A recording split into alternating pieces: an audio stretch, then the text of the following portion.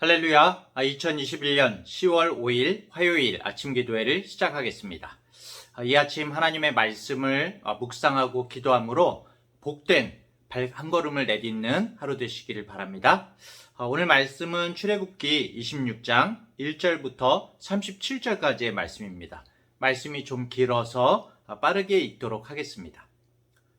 너는 성막을 만들되 가늘게 꼰 배실과 청색, 자색, 홍색 실로 그룹을 정교하게 수놓은 10폭의 휘장을 만들지니 매 폭의 길이는 28규빗, 너비는 4규빗으로 각 폭의 장단을 갖게 하고 그 휘장 5폭을 서로 연결하며 다른 5폭도 서로 연결하고 그 휘장을 이을 끝폭가에 청색 고를 만들며 이어질 다른 끝폭가에도 그와 같이 하고 휘장 끝폭가에 고 쉰개를 달며 다른 휘장 끝폭가에도 고 쉰개를 달고 그 고들을 서로 마주보게 하고 금갈고리 50개를 만들고 그 갈고리로 휘장을 연결하여 한 성막을 이룰지며 그 성막을 덮는 막 곧 휘장을 염소털로 만들되 11폭을 만들지며 각 폭의 길이는 30규빗, 너비는 4규빗으로 11폭의 길이를 갖게 하고 그 휘장 5폭을 서로 연결하며 또 6폭을 서로 연결하고 그 6째 폭 절반은 성막 전면에 접어 들이우고 휘장을 이을 끝폭가에 고 50개를 달며 다른 이을 끝폭가에도 고 50개를 달고 놋갈고리 50개를 만들고 그 갈고리로 그 고를 꿰어 연결하여 한 막이 되게 하고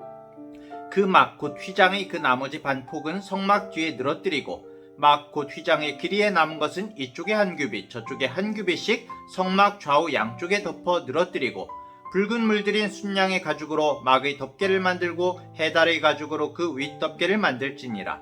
너는 조각목으로 성막을 위하여 널판을 만들어 세우되 각 판의 길이는 10규빗 너비는 1규빗 반으로 하고 각 판에 2촉씩 내어 서로 연결하게 하되 너는 성막 널판을 다 그와 같이 하라. 너는 성막을 위하여 널판을 만들되 남쪽을 위하여 널판 20개를 만들고 20 널판 아래에 은받침 40개를 만들지니 이쪽 널판 아래에도 그 2촉을 위하여 2 받침을 만들고 저쪽 널판 아래에도 그 2촉을 위하여 2 받침을 만들지며 성막 다른 쪽 곧 그 북쪽을 위하여도 널판 20개로 하고 은받침 40개를 이쪽 널판 아래에도 2 받침 저쪽 널판 아래에도 2 받침으로 하며 성막 뒤 곧 그 서쪽을 위하여는 널판 6개를 만들고 성막 뒤 2 모퉁이 쪽을 위하여는 널판 2개를 만들되 아래에서부터 위까지 각기 2겹 두께로 하여 윗꼬리에 이르게 하고 2 모퉁이 쪽을 다 그리하며 그 8널판에는 은받침이 16이니 이쪽 판 아래에도 2 받침이요 저쪽 판 아래에도 2 받침이니라. 너는 조각목으로 띠를 만들지니 성막 이쪽 널판을 위하여 5개요 성막 저쪽 널판을 위하여 5개요 성막 뒤 곧 서쪽 널판을 위하여 5개이며 널판 가운데에 있는 중간 띠는 이 끝에서 저 끝에 미치게 하고 그 널판들을 금으로 싸고 그 널판들의 띠를 꿰 금고리를 만들고 그 띠를 금으로 싸라. 너는 산에서 보인 양식대로 성막을 세울지니라. 너는 청색, 자색, 홍색 실과 가늘게 꼰 배실로 짜서 휘장을 만들고 그 위에 그룹들을 정교하게 수놓아서 금 갈고리를 4 기둥 위에 늘어뜨리되 그 4 기둥을 조각목으로 만들고 금으로 싸서 4 은받침 위에 둘지며 그 휘장을 갈고리 아래 늘어뜨린 후에 증거계를 그 휘장 안에 들여놓으라. 그 휘장이 너희를 위하여 성소와 지성소를 구분하리라. 너는 지성소에 있는 증거계 위에 속죄소를 두고 그 휘장 바깥 북쪽에 상을 놓고 남쪽에 등잔대를 놓아 상과 마주하게 할지며 청색, 자색, 홍색 실과 가늘게 꼰 배실로 수놓아 짜서 성막문을 위하여 휘장을 만들고 그 휘장 문을 위하여 기둥 5을 조각목으로 만들어 금으로 싸고 그 갈고리도 금으로 만들지며 또 그 기둥을 위하여 받침 5개를 놋으로 부어 만들지니라. 아멘. 말씀이 오늘 아침에 성막의 설계도이다 보니까 굉장히 약간은 딱딱하고 복잡하지만 오늘 말씀 가운데 하나님의 은혜가 있기를 바랍니다. 하나님의 인도하심으로 출애굽해서 이제 시내산에 다다른 이스라엘 백성들이 이제 숨을 돌리고 있는 사이에 모세는 하나님의 부르심을 받아서 시내산 위로 올라가게 됩니다. 그곳에서 모세는 십계명을 비롯한 여러 가지 규례에 관한 말씀들을 하나님으로부터 받았고 이어서 하나님께서 이스라엘 가운데 거하실 성막을 지으라는 말씀을 받게 되죠. 하나님이 성막 안에만 계시는 것은 아니지만 하나님께서 이스라엘 백성들과 함께 거하신다는 상징적인 의미를 성막이 지니고 있다고 말씀을 드렸었죠. 그래서 성막에 대해서 말씀하시는데 그저께 주일에는 성막 전체에 필요한 여러 갖가지 재료와 지성소 안에 비치될 증거궤에 대한 말씀이 있었고요. 어제는 성소 안에 비치될 진설병상, 떡상과 등잔대에 관한 말씀이 있었습니다. 모두 예수님을, 예수 그리스도를 나타내고 상징하는 그런 기물들이라고 말씀을 드렸었죠. 그리고 드디어 오늘 본문에서는 이 성막 자체의 그 재료와 그 구조에 대해서 말씀을 하고 있는데요. 텐트도 우리가 텐트를 치면 뼈대가 있지 않습니까? 성막의 골격을 이루는 널판, 오늘 이 널판이라고 나오는데 뼈대지요. 이 널판은 높이가 5m입니다. 우리 본문에서는 규빗으로 나왔지만은 쉽게 그냥 한 규빗을 50cm 정도로 잡아서 높이가 5m, 폭이 75cm 정도의 나무 기둥으로 만들어진 것이요. 사실 이 널판의 두께는 이 말씀에 구체적으로 나오지는 않지만 어마어마한 무게의 그 휘장, 천들의 무게를 받아내려면은 이 널판 자체의 강도, 두께와 무게도 어마어마했을 겁니다.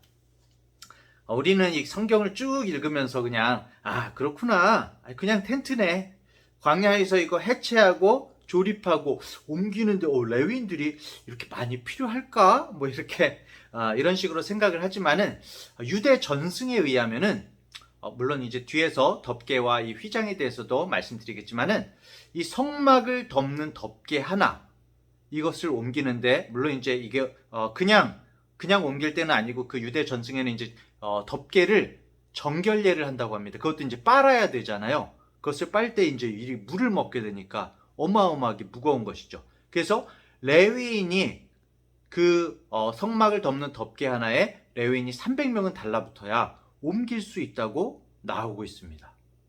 300명이나 그렇게 생각하시겠지만은 유대 기록에 보면은 이 성막에 휘장이나 이 덮개를 24개의 실을 꼬아서 만든 두꺼운 실 72개를 다시 꼬아서 만들었다고 하거든요.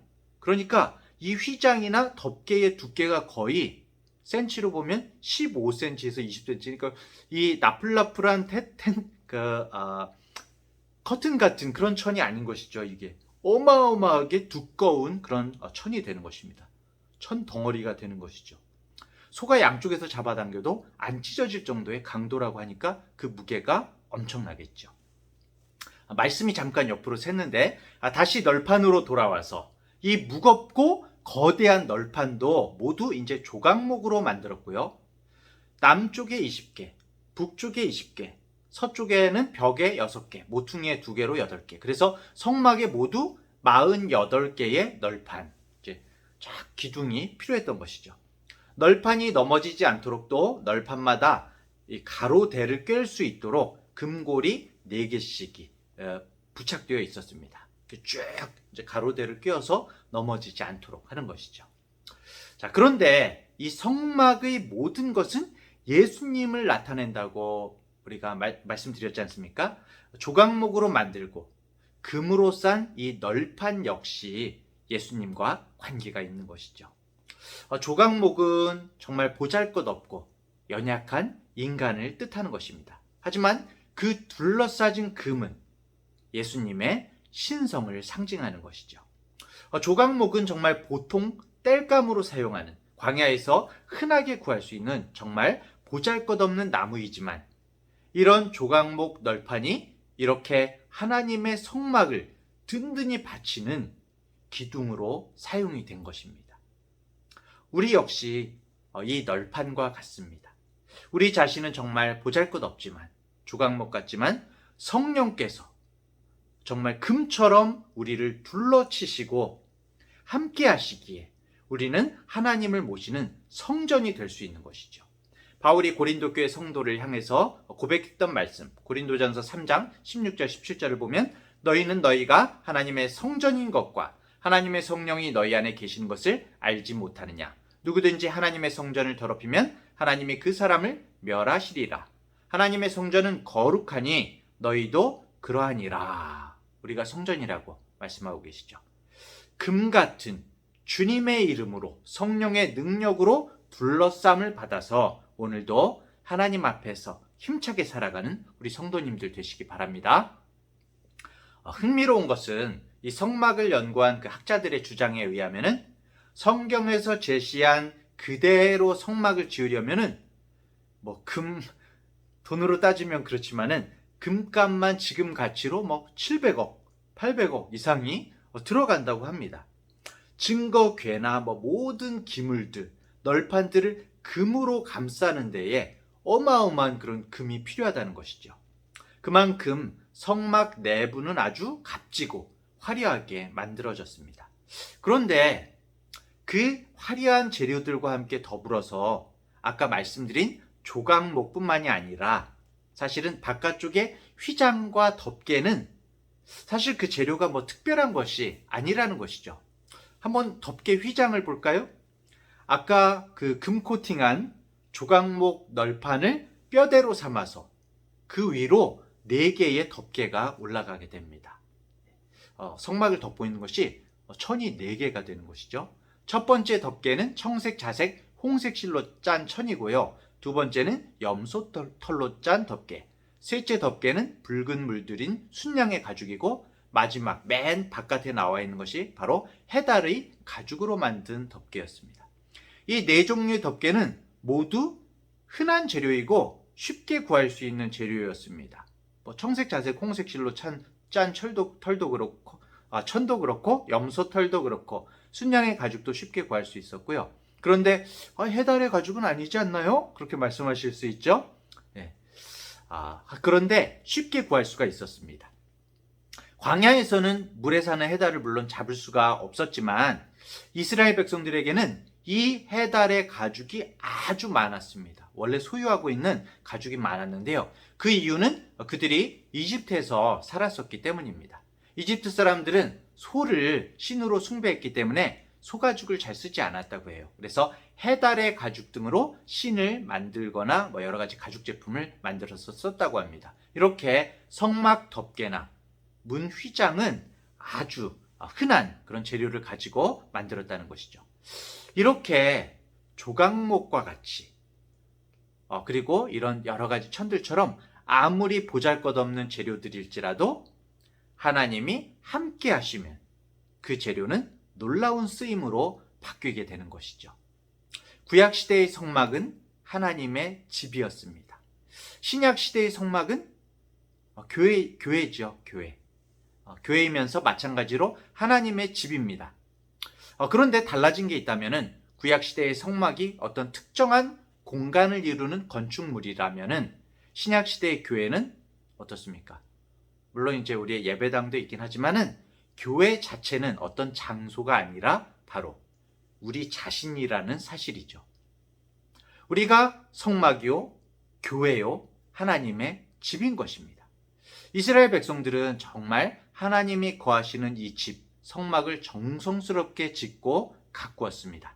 오늘날의 우리들도 하나님이 거하시는 집인 나 자신을, 우리를 정말 정성스럽게 거룩하게 짓고 가꾸어야 하겠죠. 우리가 하나님의 성전이기에, 정말 거룩하신 하나님이 거하시는 집이기에 우리는 거룩해야 하는 것입니다.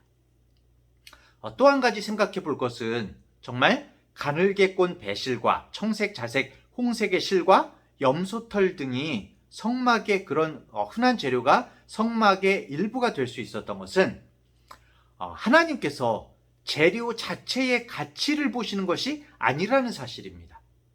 이스라엘 백성은 자신의 것을 정말 마음을 다해서 하나님께 드렸고 이 모든 보잘것없는 재료들도 성막, 곧 하나님이 머무시는 공간의 일부가 되었습니다. 결국 성막의 특별함은 그 재료 자체에 있지 않고 자신의 소유를 하나님께 드린 백성들의 삶과 행동 자체에 있었던 거죠. 성막은 이처럼 하나님께 드리는 삶이 재료가 되어서 지어진 것입니다. 실 한 가닥만으로 본다면 홍색, 자색 그런 실 한 가닥만으로 본다면 그것은 참으로 작고 미약한 것입니다. 정말 작고 미약한 재료인 실로 할 수 있는 것은 별로 없어 보이지만 그것을 하나님께 온전히 드렸을 때에 홍색 실, 자색실 한 가닥이 성막이 되는 것이죠. 때때로 우리는 우리의 삶이 정말 홍색 실 한 가닥이나 이런 실 한 뭉치와 다를 바 없이 정말 작고 미약하다고 느끼곤 합니다. 내가 이렇게 사는 것이, 내가 뭐 대단한 능력을 가진 것도 아니고 그냥 평범한 일상을 반복하면서 살아가는 날이 참 많죠, 우리가. 하지만 오늘 본문에 비추어 본다면 우리의 일생에서 중요한 것은 우리가 얼마나 많은 성공과 업적을 정말 하나님 앞에서 이루어서 그것을 하나님께 드리는 것이, 위대한 일들을 하는 것이 중요한 것이 아니라, 비록 우리가 정말 작고 미약할지라도 나의 생의 작은 것들 하나하나를, 그 시간, 소소한 시간 하나를 하나님께 과연 드렸느냐가 관건인 것입니다. 우리의 모든 삶이 아무리 보잘것없고 때때로 무의미해 보일지라도 하나님 앞에 그것이 드려질 때에 하나님께서 우리의 삶을 정말 아름답고 거룩하게 주님의 것으로 세워주시는 것을 믿으시기 바랍니다. 사랑하는 중앙대학교의 성도 여러분, 오늘도 보잘것없는 조각목 같고 실 한 조각 같은 우리의 인생이지만 정금 되시는 예수 그리스도의 영으로 둘러싸여서 주님과 동행하며 주님께 쓰임받기를 소원하며 우리 자신과 우리의 삶이 아무리 몸이 건조하고 때때로 허무해 보일지라도 하나님께서는 우리가 정말 엄청난 업적과 가치를 이루는 것을 바라시는 것이 아니라 하나님께 나의 시간과 작은 마음을 드리는 그 자체를 값지게 보신다는 것을 생각하면서 기쁨으로 힘차게 하루하루를 사는 우리 성도님들 되시기를 간절히 축원합니다. 기도하시겠습니다.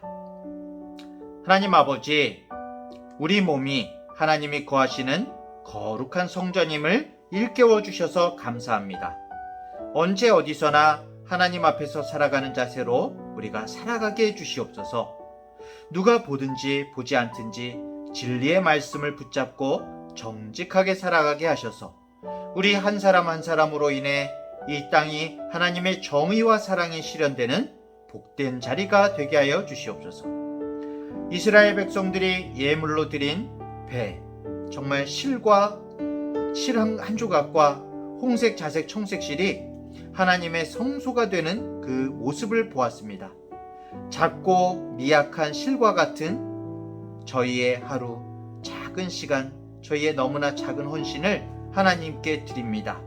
하나님의 뜻과 방법대로 만들어 주시고 하나님께서 머무실 만한 성소로 완성하여 주시옵소서.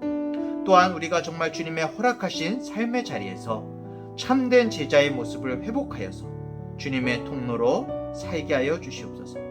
감사드리며 예수님의 이름으로 기도합니다. 아멘.